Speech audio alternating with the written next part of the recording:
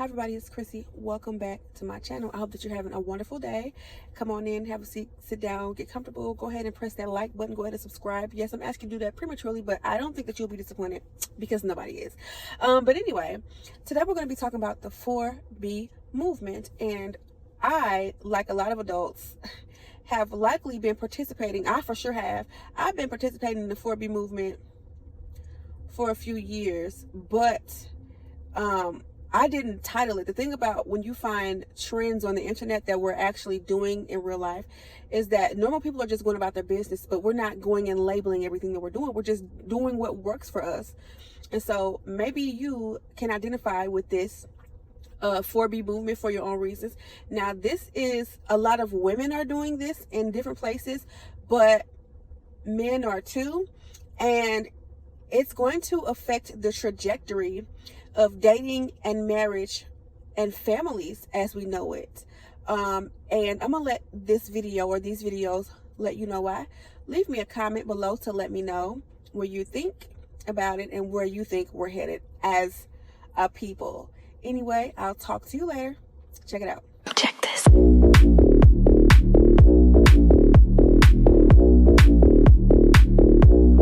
Back with another random facts about Korea, but this is a tough one. Women in Korea are no longer fighting patriarchy, they are just choosing to completely leave it behind.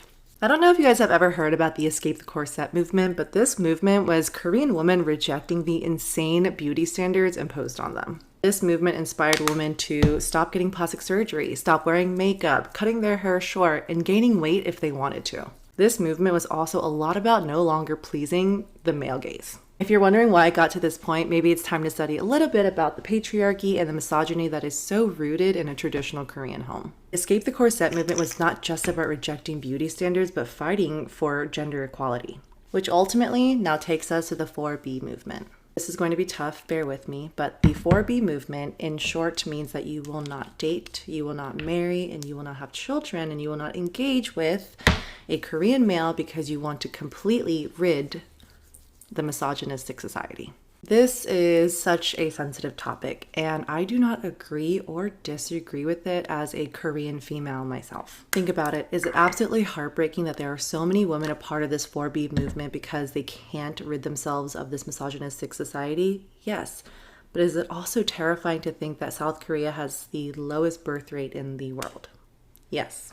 This is so tough, and I know that there has to be a change because this can't keep on going. It's truly so tough to think about because South Korea is so advanced in so many different ways, but also so behind in other ways. I'm Korean American. I was born in Seoul, but I was raised in America, so I didn't experience to that extent that level of misogyny. Korean Americans here are typically second, third, fourth, fifth generation Korean Americans who have broke free from those standards. Everyone is entitled to their own opinions, but if you don't know anything about Korean history or Korean relationships, be a little mindful before you comment anything ignorant.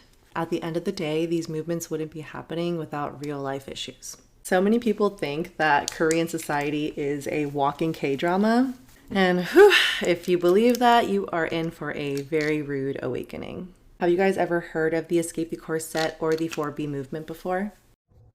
Okay, so 4B movement. I don't think it's all that bad.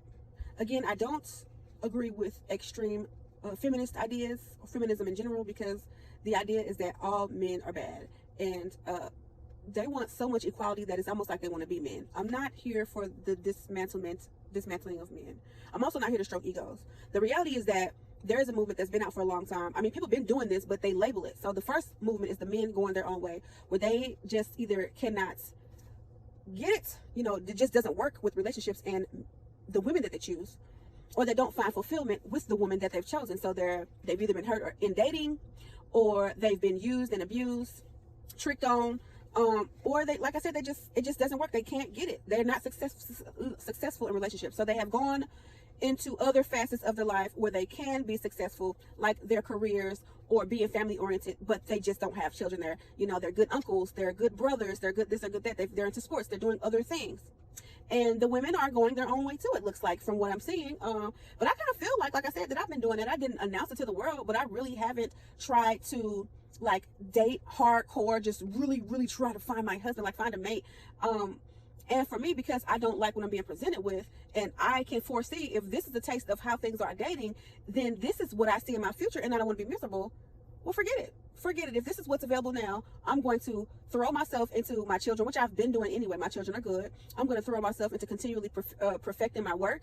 I can still pursue getting certificates and degrees in other areas. I've got 2 at speaking. And this is not to make anybody feel bad, but I'm just like, when you figure out you're not proficient at something, or something's not succeeding for whatever reason, and you're involved, maybe it's time to move on. So the women are like, hey, misogyny is wildly oppressive, and marriage for me right now would not be a fair shake, especially in the economy that's just getting worse and worse. So I'm not mad at it. I think that we should be doing things that are fulfilling to us. And if we cannot, or we do not desire a mate, especially if we feel like what's available or what's being presented to us is not conducive to our success, or they're not an asset to us, or we've got to go through struggle, or we got to deal with a bunch of negative stuff just to get a little bit of positive out of there, why are we doing it?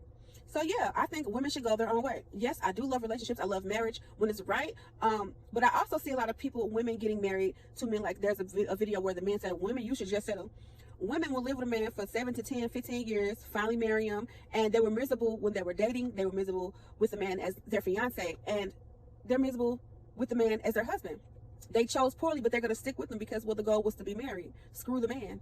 I don't believe in it. I could have been married. I could be married right now. But if I gotta really, really look for your value, if I don't see, like, for me, money does not keep me. So if I gotta really look for is this a fair shake for me? What do I see? Being funny is cool. Being smart is cool, but are we compatible? Do we have the same worldview? Do we see life kind of similarly? Do we get along? Do we agree on things? The Bible says, how can 2 walk together unless you agree?